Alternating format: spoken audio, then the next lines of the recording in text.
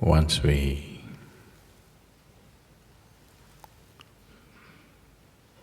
are born as human beings, somehow life got a little complicated. It would have been very simple if we came here like any other creatures on the planet. Stomach full, everything is fine.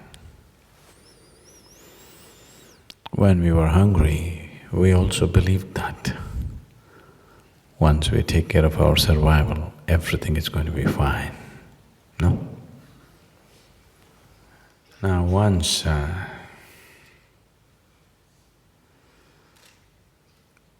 we realize somehow survival process is not good enough, there seems to be a need to do something more.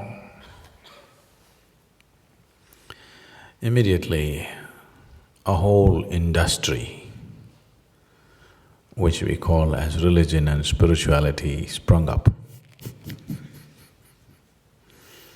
All kinds of people trying to tell you what you need to do to fulfill your life, or how you can never fulfill your life but you have to go to heaven.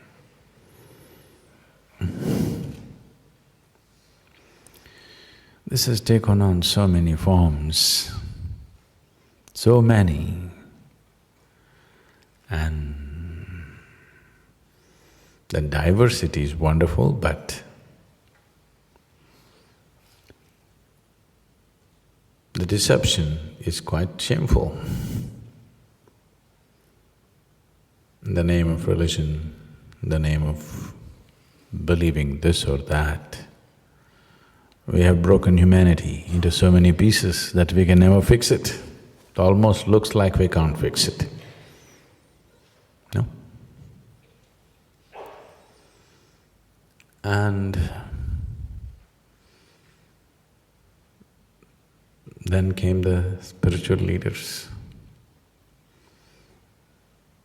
There have been some truly wonderful, absolutely incredible masters of past and present. But at the same time, too many of all kinds of different levels of ignorance and different levels of intention has grown into it.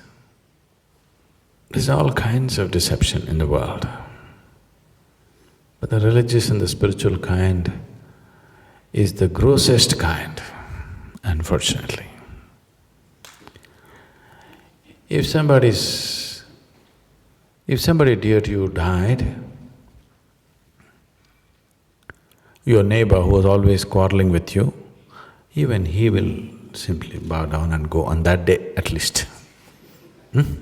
Yes or no?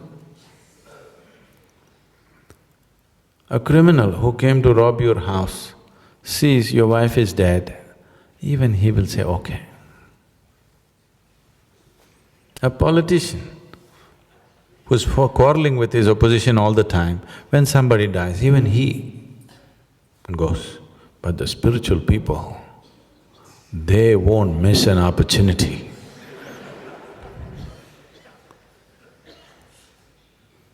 Somebody is dead who's dear to someone, and that moment they want to use. Even a common criminal wouldn't do that, isn't it so?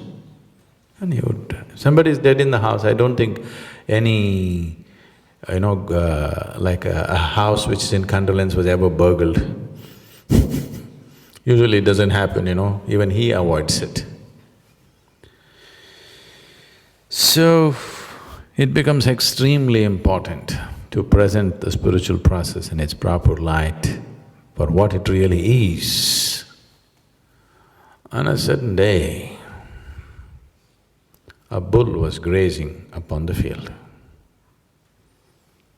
Chomp, chomp, chomp, chomp, chomp, chomp, chomp, chomp, chomp, chomp, chomp, chomp, chomp, chomp. Grazing, grazing, grazing, grazing, grazing, went deep into the forest. weeks of grazing on lush grass, became nice and fat.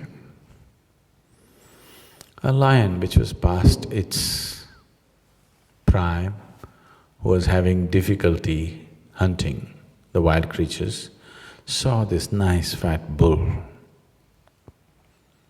and stalked him, pounced upon him, killed him, ate him up. Stomach became full. Then with great satisfaction, like our friend, roared.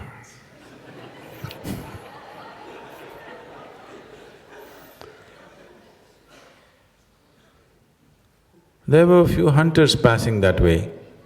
They heard the roar. They tracked him down and shot him dead. The moral of the story is, when you are so full of bull, you should not open your mouth.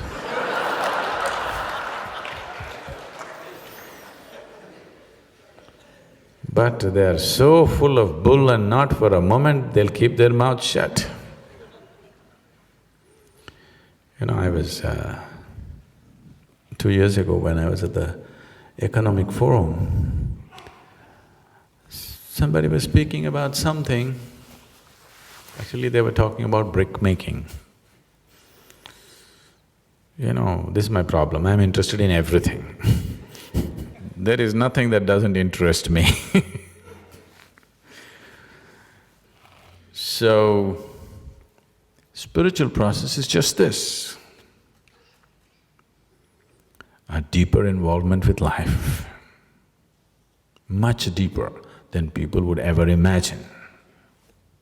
Not just living the surface, living the core.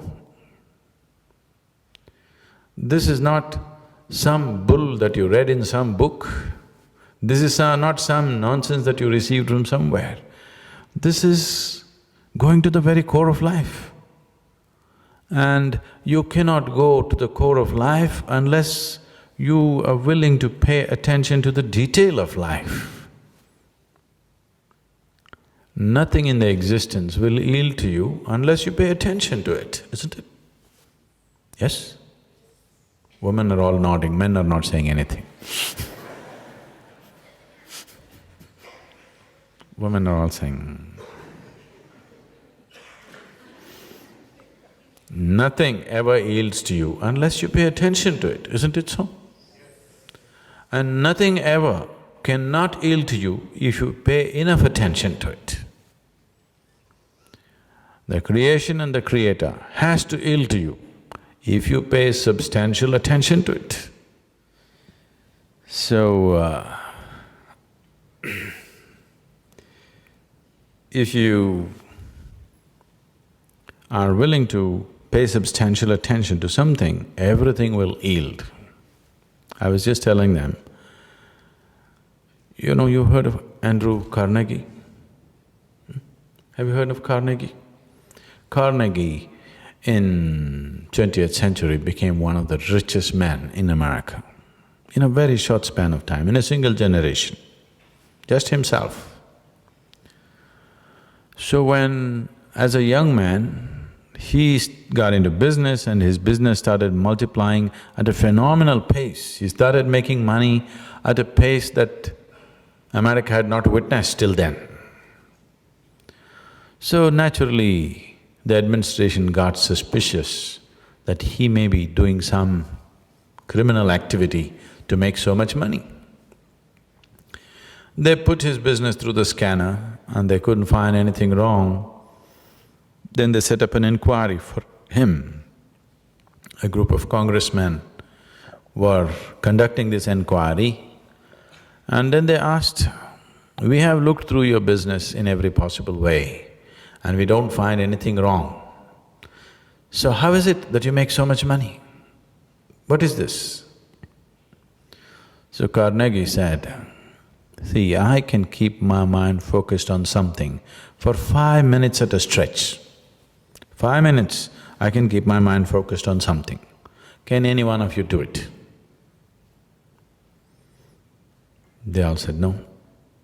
And they actually set up some experiments. None of them could keep their mind focused more than a few seconds. Then he said, you should not be running United States. Nothing yields unless you pay enough attention. And there is nothing in the existence which cannot yield if you pay enough attention to it. So spiritual process is just about paying attention to life, taking this attention deeper and deeper, where not just the creation, the very source of creation becomes a living reality for you. Even the source of creation has to yield. There are beautiful stories in India about how when a yogi or a rishi sits down and starts his penance or his meditation or something, God is just helpless. He doesn't want to yield, but he cannot do anything, he has to come. There are many stories like this.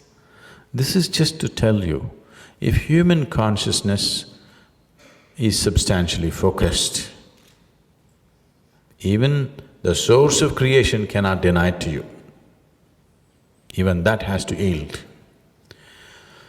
So this is a choice we have, either to exist here just as flesh and bone, as a piece of creation, or as the Creator Himself.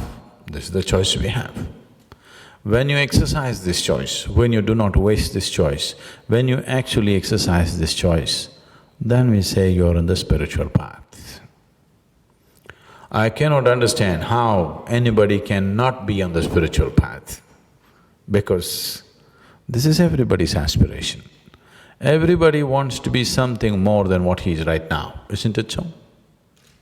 That something more happens, he wants to be something more. This is a spiritual path conducted in a foolish way. If you conduct it the right way, then it produces results. Otherwise, you will die as an aspiration. Most people die as an aspiration, unfortunately. Very few people die as a realization. An aspiration is good as a starting point, but an aspiration is not a good thing as an ending point, isn't it so? No? Yes? An aspiration is a good thing as a starting point. An aspiration is not a good thing at the closing point. Closing point should be realization. Beginning point is aspiration, that's okay.